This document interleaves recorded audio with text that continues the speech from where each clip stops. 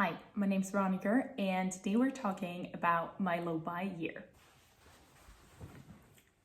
I came across the idea of only buying one new thing a month, so 12 things in total for 2024 around November, December last year, and it stuck with me ever since. I'd say I'm quite a minimalistic person. Anyway, I've been following the concept of a capsule wardrobe for the past 5 years, so I wouldn't necessarily say that I either own a lot or purchase a lot, but still a low buy year would even be a little bit more drastic for me. So for 2024, and it's already been nearly 8 months, I am determined to achieve a low buy year, not a no buy year, because I'm not that crazy. And today I want to talk about how it's going so far. I want to specify my rules, the challenges I've been going through, and I made a couple of notes on my laptop that I will be just going through step by step and update you on the process. I also want to focus on the challenges I'm facing, the pressure of always being trendy or following the latest micro trends that's probably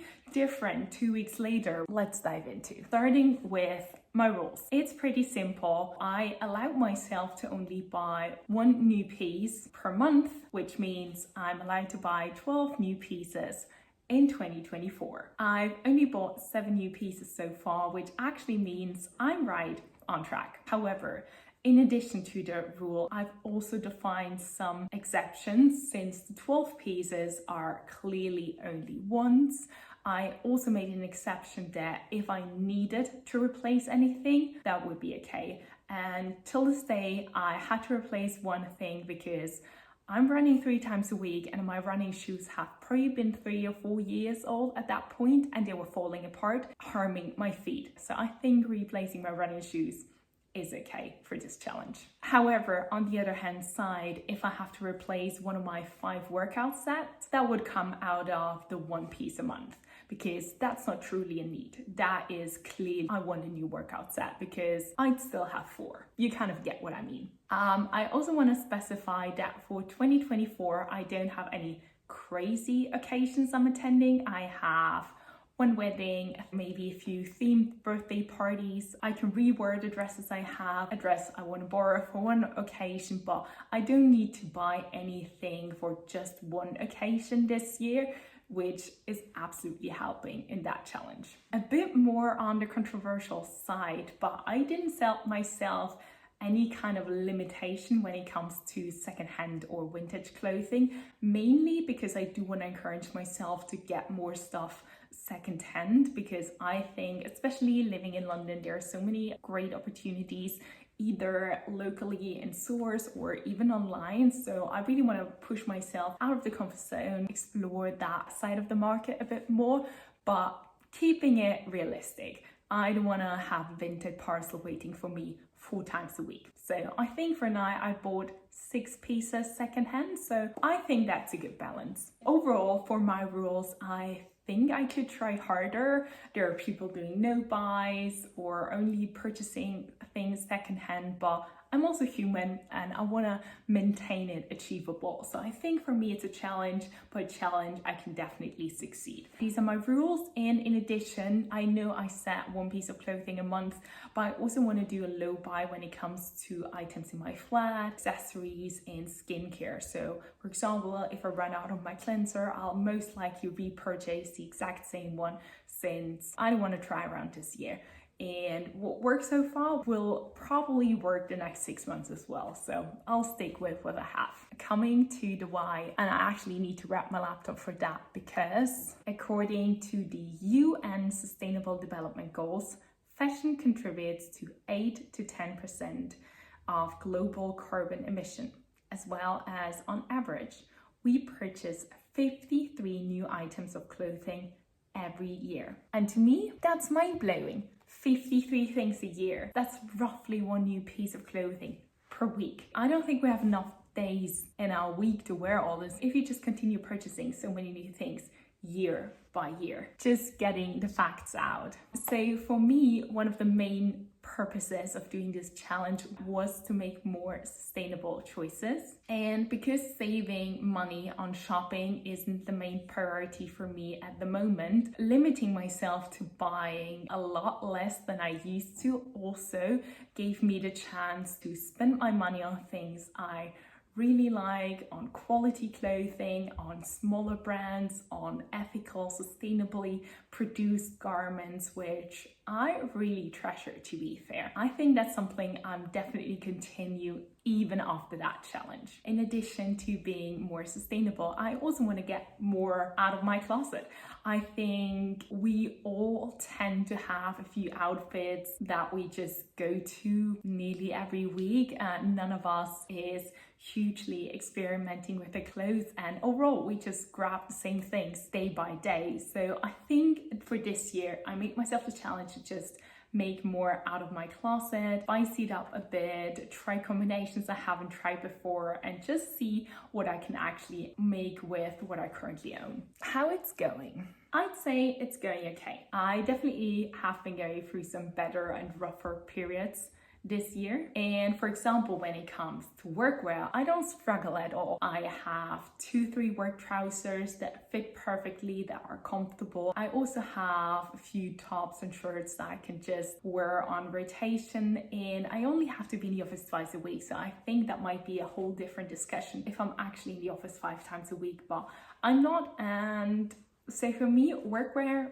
is absolutely no struggle at all. However, the biggest change I've so far realized is probably the awareness of contributing to the whole fast fashion industry, the awareness of how much other people or me are purchasing. And I think that's a very positive thing that I didn't initially thought I'd gain. So for example, I was on holiday with a few friends, and we go on holiday every year in June, so I kind of know their holiday outfits and they know mine. But this year I just specifically realized that they just rock up in new dresses, new bikinis, they have some new fancy shoes, sunglasses, and that is no shame to my friends, like no shame at all. But I would have loved to have at least one new piece, but I just showed up in my good old pieces that still work because I live in UK. I only wear dresses on holiday, so there's no need to buy another 5 dresses for 1 week of vacation. But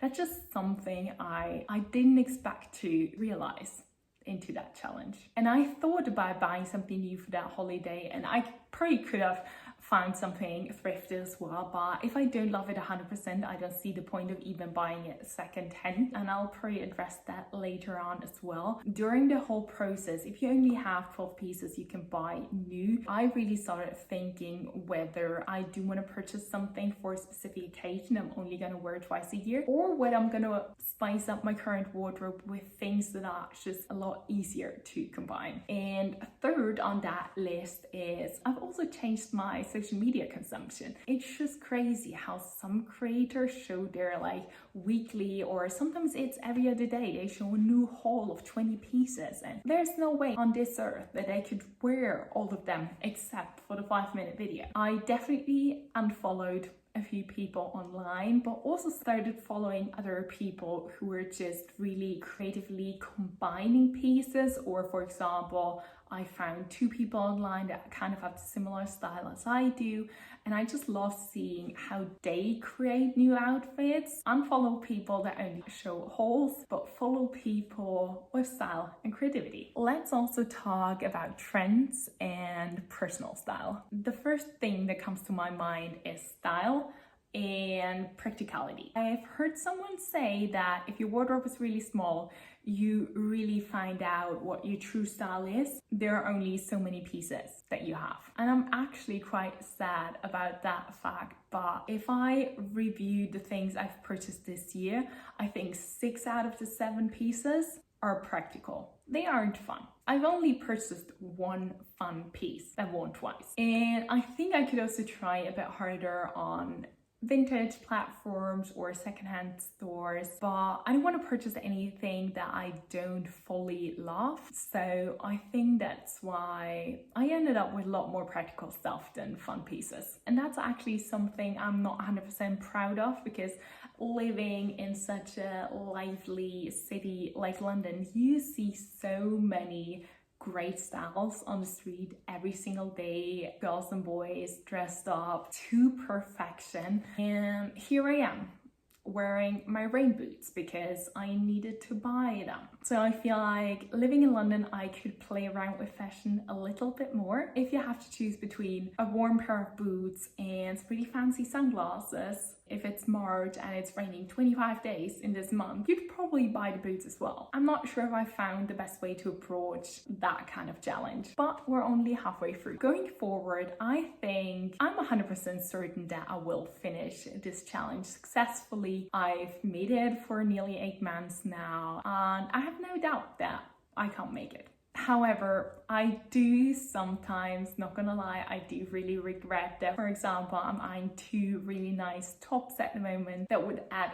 so much fun and color into my current wardrobe, but I don't wanna waste my pieces on that 2 tops. So I think I just have to suck it up and don't buy it. Another thing going forward is hopefully with buying a lot of practical pieces in the first half, I hope to spend maybe half of the pieces that I can still use for fun clothes or for maybe something colorful that will give me joy, especially with, it's still summer, but the winter months are coming and I could definitely use some color and some fun pieces in my wardrobe. Another thought I have going forward is whether I'm ever gonna buy something for an occasion or for holidays, or just a piece that I know I'm only gonna wear for 2-3 times. Am I gonna try thrifted? Or I've seen a few American creators promoting to rent clothes for holiday, which I think is actually quite a good option.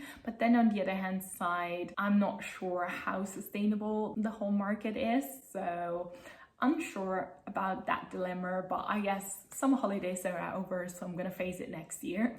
Something I'm definitely keeping going forward is I've started to maintain a wish list, and that way I have definitely eliminated any kind of impulse purchases. I've never been someone who did online shopping because I felt sad or whatever, so that's a good thing to start with. But having something on a list that you can just check a month later and then decide whether on, yes, I still want that, yes, I still need that in my wardrobe, or sometimes you just realize the skirt you put on your wish list is actually not that important to you anymore. I'm gonna continue with my challenge for 2024, but maybe that's something I want to explore in 2025 and set myself the rule of only buying things that are on my wish list for at least 30 days, for example, or then set myself the limit of I can only buy things if I have 5 outfits in my wardrobe currently that I can combine it with, because I think that's just a downward spiral if you buy a new shirt but then you also need new trousers because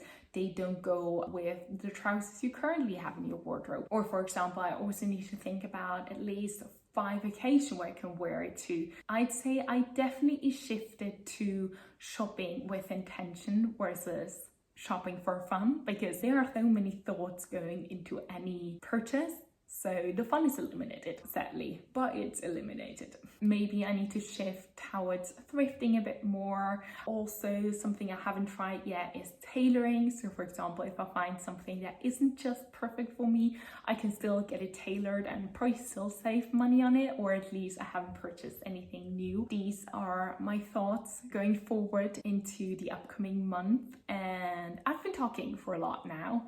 So let me know what your thoughts are on a low buy year, a no buy year, or for example, me thrifting things for an entire year.